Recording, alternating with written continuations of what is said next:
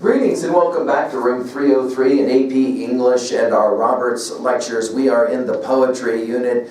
We're now reading Emma Lazarus's The New Colossus of 1883. Now, this is, of course, you could argue, some of the most important lines ever written in American letters, which is a really remarkable thing to say. Of course, it's always the set of lines, always been the subject of some debate as to the exact meaning of what these words will stand for.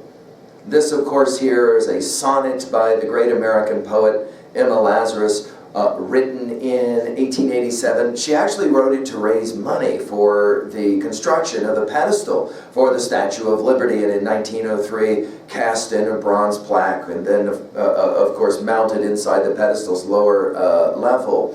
Lazarus, her dates 1849 to 1887, an important Jewish authoress of poetry, prose, even translation, and always concerned with issues specifically as well of Jewish American considerations. Let's just look at the poem and enjoy the power of the language of 14 lines. The New Colossus.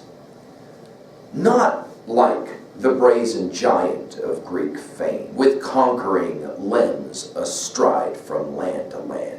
Here, at our sea-washed sunset gates shall stand a mighty woman with a torch, whose flame is the imprisoned lightning, and her name, Mother of Exiles. From her beacon hand glows world-wide welcome. Her mild eyes command the air-bridged harbor that twin cities frame. Keep, ancient lands, your storied pomp, cries she with silent lips. Give me your tired, your poor, your huddled masses yearning to breathe free, the wretched refuse of your teeming shore. Send these, the homeless, tempest-tossed, to me. I lift my lamp beside the golden door. Now, of course, these final lines, the give me lines, you're tired, you're poor, your huddled masses yearning to breathe free, become the symbol of all symbols of what it means to be an American. We'll work through the poem now at level 1. Notice we begin, first of all, with the word not. Not like the brazen giant of Greek fame. Of course, here we're talking the statue of Apollo, one of the great 7 wonders of the world that stood astride the harbor of ancient Rhodes, right, an island on the Aegean. It was a Colossus, right, large, right, sheathed in copper, one of the, as we said, 7 great wonders of the world. Unlike that, we've got a different symbol, Emma Lazarus will point out, a mighty woman with a torch. And of course, this is, if there is a symbol of America, this, of course, is one of those powerful symbols, along with a number of others, like, of course, the eagle and the light. But notice here, we've moved from the idea of a male representation, Colossus, Apollo, to a woman, a mother of exiles, the nurturing mother, right? And of course, next to the twin cities of New York and New Jersey, right? And this notion then is that she is the welcoming mother to not the best of the planet, but the worst, the wretched, the downtrodden.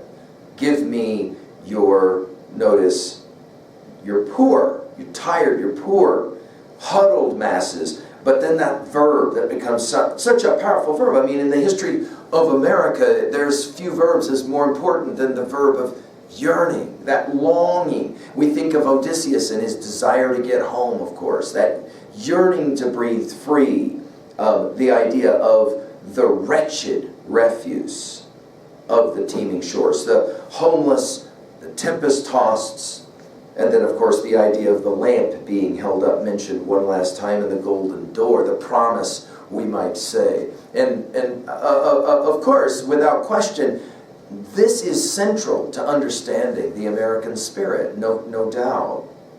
What are some possible messages here? Well, in 2a, obviously, America is the land of hope, has always wished to be considered the land of hope, and remains the land of hope, no doubt. With all of the warts, we would say, with all of the wrinkles, with all of the flaws, no question flaws, we still look to this great country and the symbolism that the new Colossus will provide it.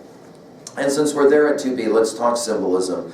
Notice the power of a mighty woman, a mother of exiles. And of course, at exiles, we jump to 3a, and we're reminded of the Exeter book and the power of the exile motif when we study the seafarer and the wanderer. You can go back and look at learnstrong.net for those treatments. But also, I'd like to think about this notion of, think of the woman who is wisdom in the book of Proverbs in the Old Testament, the Bible, and think about the power of Athena in helping Odysseus find his way home, the feminine element that's so strongly nurturing, powerful, the archetype, as Jung will reference it.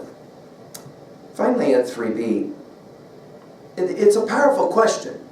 Do you find that we're still a country that is welcoming of the refuse? And it seems to me that we remain so, even though, of course, there's huge debate today about to what degree should others be allowed into the country. And of course, there is a huge debate about whether America ever really was a country that welcomed in large numbers of immigrants. Historically, of course, we know that that did happen. The question is how rough it was. But this is part of understanding the value of the dream, right? This is the speculative dream. This is what America is supposed to be. The fact that we don't always measure up to the ideal doesn't limit the ideal in any way.